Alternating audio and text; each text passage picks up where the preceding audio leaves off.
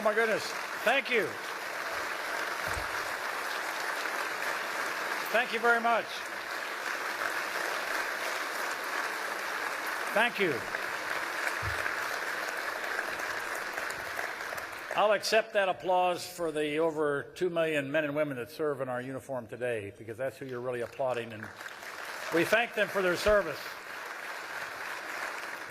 Thank you, Paul, for the introduction.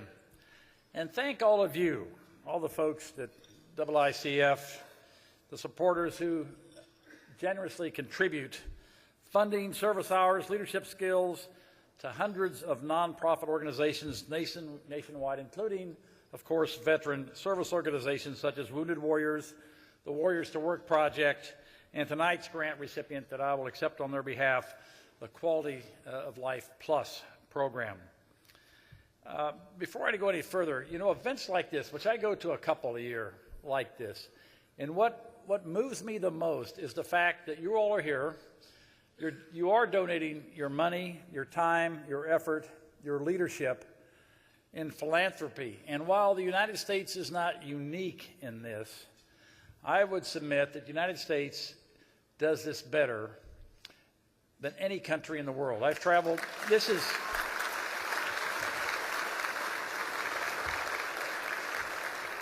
is part of who we are for lots of causes, and it's just so wonderful to be part of you all who are giving so much of yourselves tonight.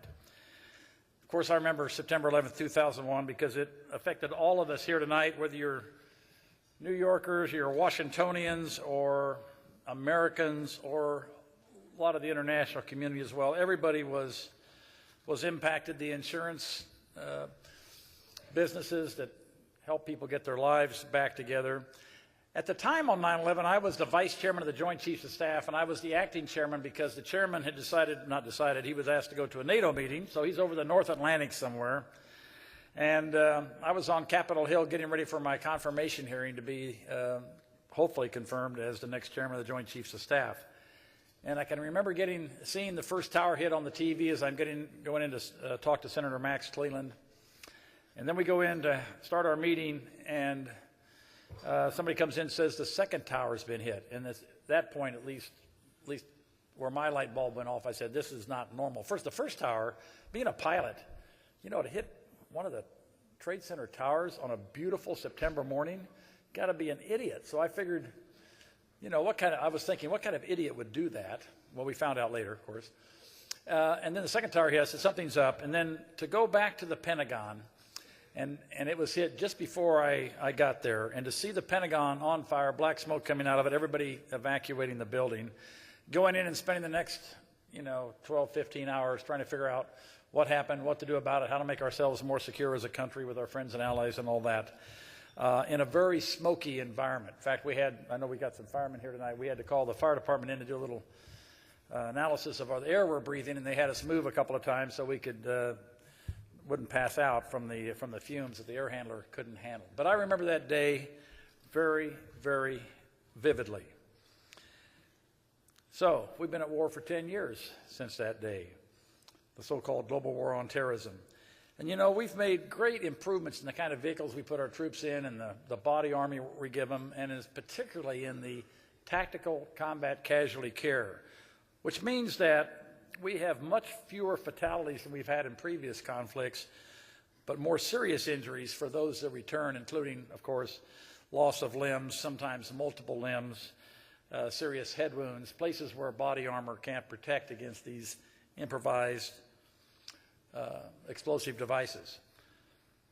So one of the things that our wounded warriors need more than anything else is some kind of help to overcome the challenges they have with the disabilities that they're left with.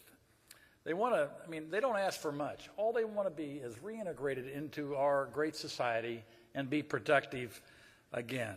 And they want to achieve their full potential the best they can at home, at work, at play. And we, I think, have an obligation to help them do that. The single most important unmet need, in my view, is the number of veterans that come back with combat-related injuries that require adaptive devices. And we're going to have a picture's worth 1,000 words, so I'm not going to try to explain what an adaptive device is, but you'll see it here in just a minute. But the important thing is that the kind of help we were able to give them right after 9/11/2001, when they started coming back with these serious wounds, was not unlike what we gave them in the middle of the 20th century. So here we are in the 21st century, and we're still using 20th century sort of fixes for their bodies. The assistive technology field has seen slower advances than other fields, mainly because it just hasn't been focused on, and the technology then that they use in these assistive devices becomes very, very expensive. And so the result is a lack of devices to empower those that are returning that want to get on with their lives. Delivering low cost, no cost, assistive technologies to wounded service members is the ultimate goal of QL+.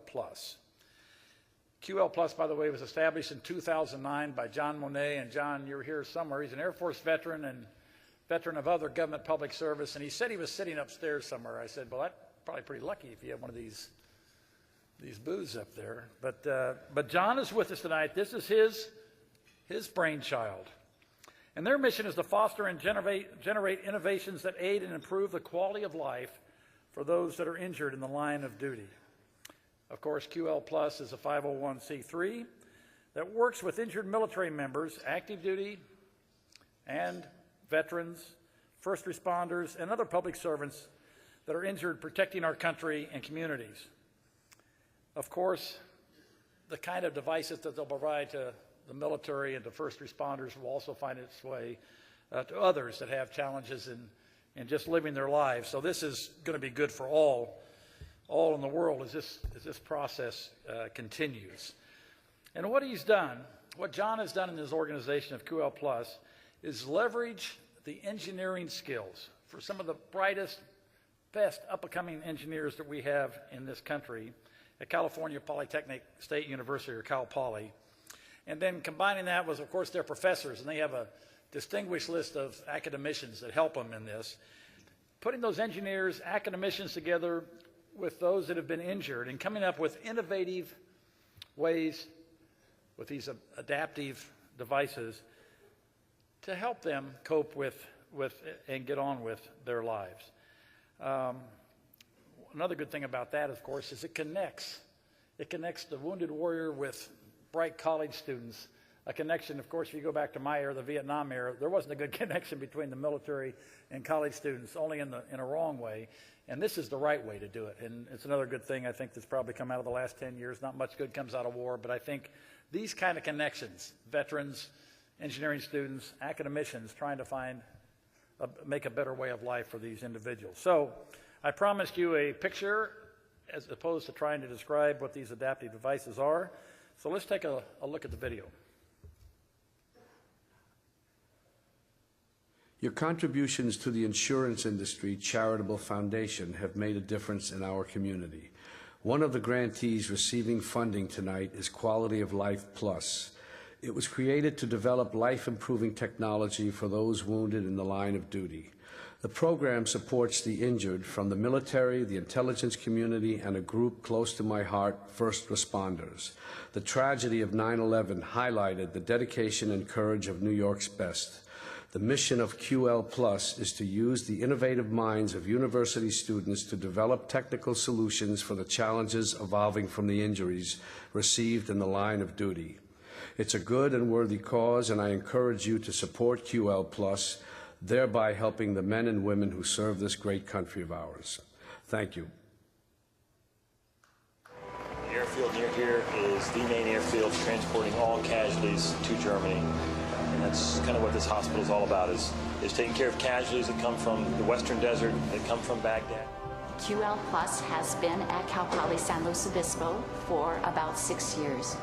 During that period of time, the projects have gotten better, they've gotten more complex, and the scope of projects have expanded. All I want to do is get a job where I can really change people's lives and help them out. So it really means a lot to me. I'm really inspired. They can apply their engineering skills to these projects where they can see, they're helping people in need, people who typically would not have have the ability to, for example, go surfing. We have a student working on a surf prosthetic. They're challenged not only to apply their technical skills to complicated problems, but to also put themselves in the shoes of those who are in need and to figure out those needs. Much of what we're doing with QL Plus projects is trying to give people back their lives that have given so much for us.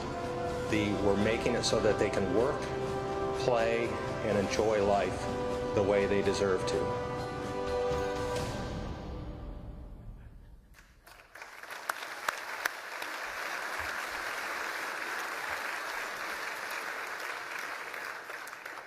You know, this nexus of need and knowledge, the need from those who've been wounded in serving us, and the knowledge of those young engineers and some of the professors that you saw there, I think is truly remarkable. And John Monet, we thank you for figuring out how to put all this together.